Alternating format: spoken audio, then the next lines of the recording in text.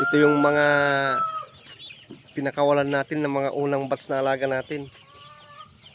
Yan, talagang uubusin nila tong mga damo dito yan, sa paligid niyan. Gusto nilang damo. Oh. Hindi nila titigilan yan.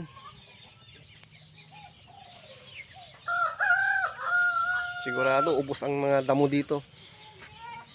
Pinakawalan na natin sila, yung mga unang batch. So sila oh, silong dito lang oh, hindi sila lumalayo, dito lang kumakain talaga oh. Ito ang kagandahan ng alagang to.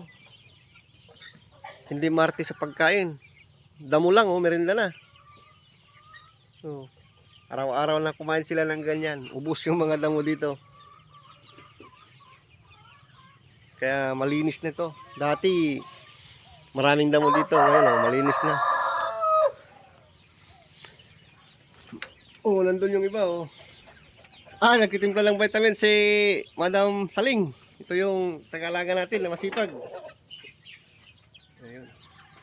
Nagtitimpla siya ng vitamins nila. Ito na oh. Yung iba nandito. Yung iba nandito.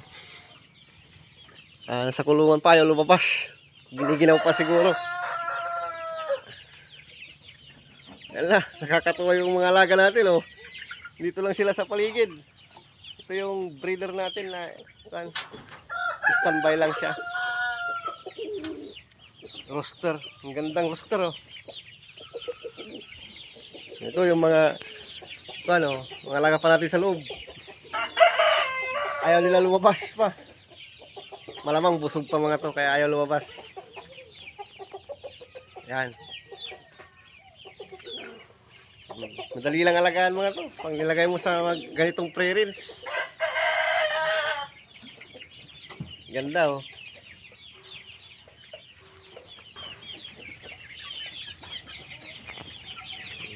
Sa mga gustong mag-alaga din ng ganito, panoorin nyo palagi yung ating mga video para masubaybayan nyo yung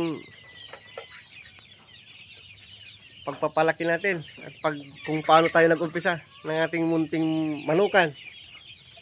Ito na oh. Dati sisiw lang mga to, ngayon manok na.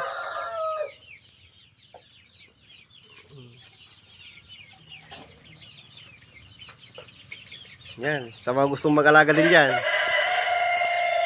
palagi yung subaybayan yung mga video natin para makita nyo kung paano natin alagaan at palakihin tong mga manok natin.